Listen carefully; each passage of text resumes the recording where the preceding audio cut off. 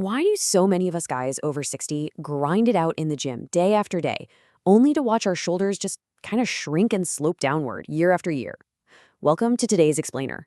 Look, we are tearing down literally everything you thought you knew about building sturdy, broad shoulders later in life. I'm sharing my personal story with you today because I know that fear, right? The fear of feeling like you're losing your prime and the absolute frustration of getting absolutely nowhere with your delts. The real solution? Man, it is not what you think. And I'll hide exactly what it is until the end of this explainer, but trust me, you're going to want to stick around for it. Seriously, why does it feel like your shoulders are just flattening out, leaving you looking, well, kind of frail while time marches on? It's a fear that hits a lot of us hard as we get older. You put in the hours, sure, but you still feel like you're just letting age dictate your frame while everyone else around you looks completely jacked.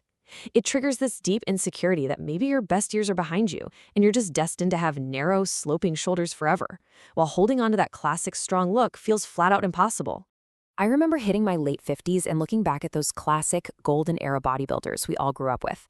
I literally said to myself, man, I was looking at other influencer physiques and I just wanted those delts so bad.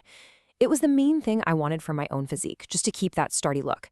And ironically, it was the exact thing I felt was fading the absolute fastest. You know how it is, right? When you lack something, you want it more than anything else. I spent way too much time staring at younger dudes in the gym, feeling like my age had made my shoulders my absolute weakest link. But hey, here's the hope. You can actually fix this, and you can do it without destroying your joints. I spent a massive amount of time digging into the actual science behind shoulder growth for us older guys, and I overcame this exact issue. I turned what was my biggest insecurity into arguably my strongest body part. But here is the secret. The solution to classic capped delts isn't about grinding your bones to dust. It's completely hidden in your programming. And like I said, by the end of this explainer, I am going to give you the exact blueprint to get there. But first, we really need to talk about the massive mistake almost everyone is making. Section 1, the recovery time trap.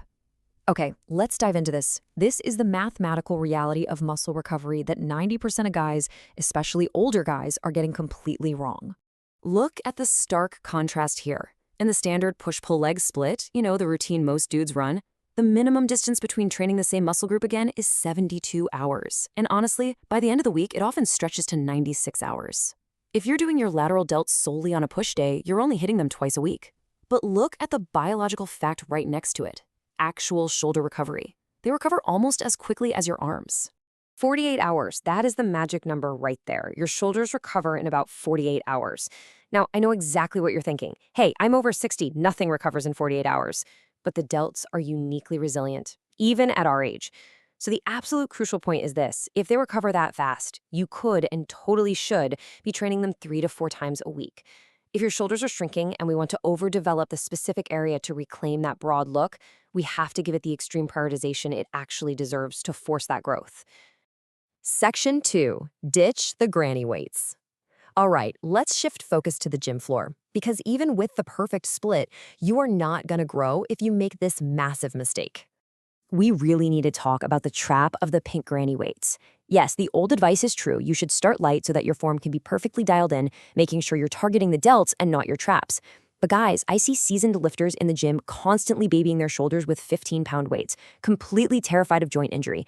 And hey, I get it. Our joints have serious mileage, but you absolutely cannot stimulate real growth this way. Assuming your form is locked in, you need to train your shoulders just as hard and just as heavy as any other body part, safely pushing past 30 pounds all the way to absolute failure. But how do you go heavy without hurting yourself? Well, it's all about form over bird flops. The number one exercise I see dudes mess up is the lateral raise. They'll spend an entire year doing it completely wrong, violently flapping their arms like a bird, which is just murder on older rotator cuffs. You need to spend your next 2 or 3 sessions with the sole intention of just getting the form right. Master controlling the eccentric, that's the lowering portion of the weight. Do not use momentum or other muscles to force the weight up. Keep those elbows straight, lead with them, and whatever you do, do not flare them up. If you just focus on feeling it, you'll visibly see a massive pump. And while we're on the topic of form, I have to warn you about a really dangerous trend.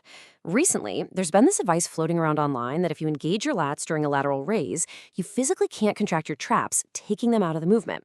Let me share a scary personal story with you. I tried that exact advice, and I swear to you, I almost tore my shoulder directly off the bone. I've seen other guys try it with the exact same horrible results. Listen to me on this. We do not bounce back from tears like we did in our 20s. No way. Don't do any weird stuff with your form. Just use the lateral head to control the weight. Section 3, mastering the lateral raise and the blueprint. Now, what's really interesting about this next part is this is the hidden blueprint. This is how we put it all together into a routine that safely builds those capped classic delts.